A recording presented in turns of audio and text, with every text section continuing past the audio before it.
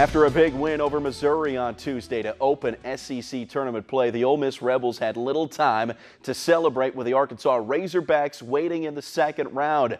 Ole Miss played the Hogs close today. It was a 5-3 loss that pushed the Rebs to the brink of elimination. Ole Miss took the lead in the sixth after a Kevin Graham RBI ground out, but in the end, just not enough quality at-bats late in the game has the Rebels in the losers bracket. We just didn't play very well. Gave them too many opportunities. From a couple walks and an HBP, of 3 of their 5 runs. Part of that's because we don't make plays in the field. And then on the other side of the ball, we just had a few opportunities offensively that we just didn't capitalize. I think in the first 3 innings we had a runner at second base and just don't have enough good at bats. Rebels will look to take on Texas A&M in a loser-out game tomorrow morning at 9:30.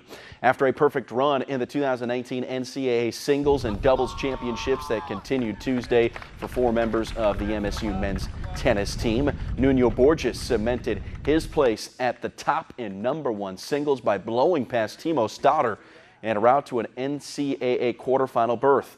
Borges made quick work of the Tennessee Vols 6-0-6-1. This will be Nuno's 3rd straight trip to the quarters. The Atlanta Braves fell victim to the walk-off last night in the Bay Area, leading 3-1 of the 9th.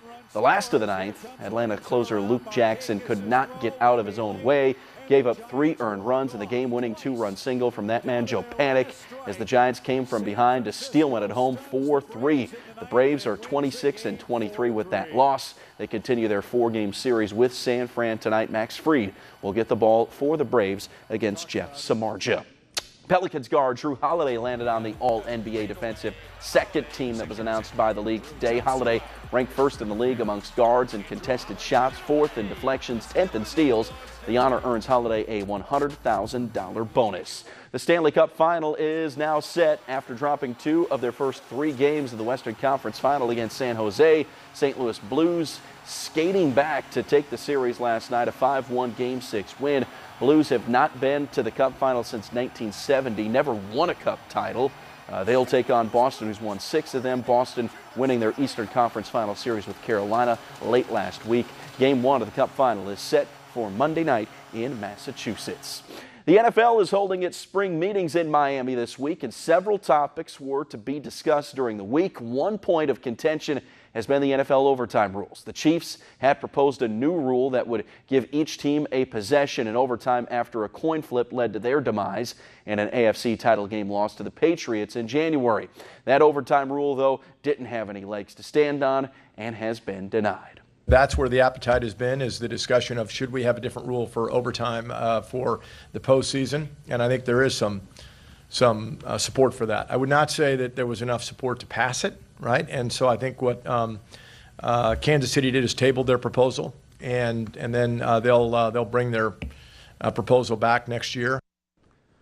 And it was announced today that NASCAR has purchased some of the most iconic racetracks in auto racing, including the Daytona International Speedway. The deal is believed to be worth about $2 billion and would move all 12 tracks owned by International Speedway Corporation to NASCAR. Along with Daytona, ISP also owns other legendary tracks like Talladega, Darlington, Richmond, and Martinsville. The sport is calling the deal a merger agreement. The new arrangement will give NASCAR more control of race schedules, which could possibly result in fewer races as soon as 2021.